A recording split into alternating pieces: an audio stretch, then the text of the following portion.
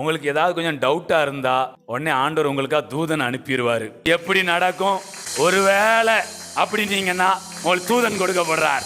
ஏதோ ஒரு காரியம் உங்களுக்கு தெரியாதத, புரியாதத, இது நடக்குமா நடக்காதா, வருமா வராதான்னு பெண் வந்தாலும் சரி, உனக்காக அங்க காரியத்தை செய்யறதுக்கு ஒரு தூதனை சொல்றேன்.